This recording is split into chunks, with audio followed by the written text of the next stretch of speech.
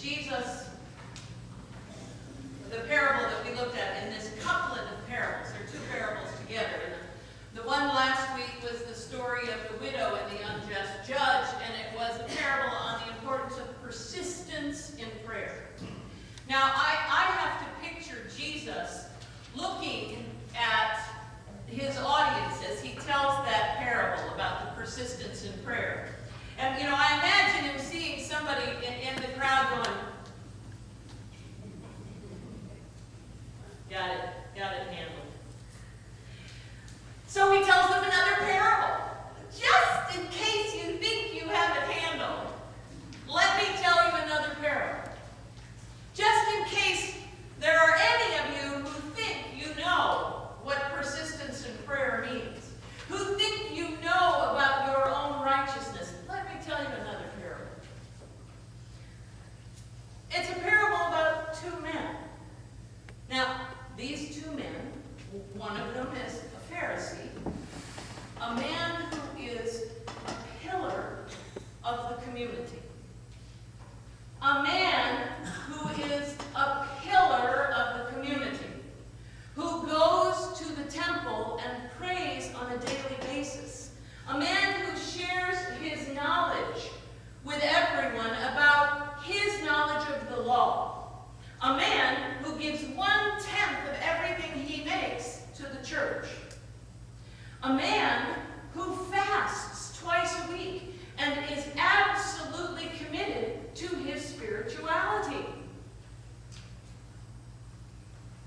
The other man is a cheat and a rogue.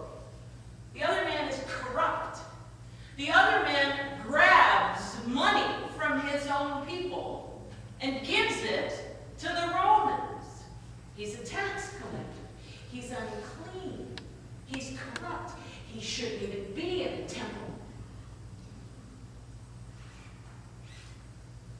You must understand how the audience of Jesus heard about these two men.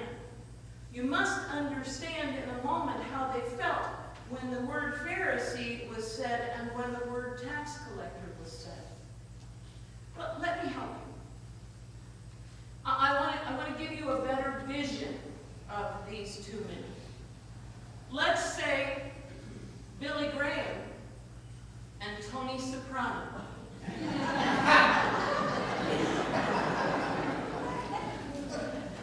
I'm helping you out.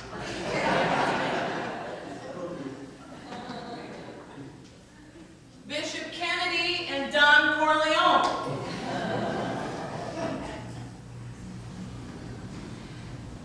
When the Pharisee goes into the temple, both men went up to the temple. There are 2 times a day when prayer is done publicly in the temple. 9 o'clock in the morning, 3 o'clock in the afternoon. Now, my thinking is that the vision you get, don't you, when you hear that story, don't you get a notion that the two of them are in the temple by themselves? That there aren't a lot of people around, it's just the two of them. So my guess is it could be the wee hours of the morning, where our devout man of prayer has gotten up early to say his prayers, and the other one still hasn't gone to bed. But for some reason, they are both going up to the temple. Now, one of them has no problem going into the temple. The other one shouldn't be there, because the other one is unclean. And the other one needs to make sacrifices to atone for his sins before he should even be allowed into the temple. I'm not clear why he isn't barred from the temple. Well, maybe it's 3 o'clock in the morning and there's nobody paying any attention. The devout man enters the temple and stands up at the front and opens himself wide open. This is the stance of prayer. Wide open before God, arms open wide, and says, "Thank you, God. Thank you, God." Giving a prayer of thanksgiving. It is the formulaic prayer of thanksgiving. It is a familiar prayer. The people who are in Jesus' company who hear that say, "That's right. That's the right prayer. I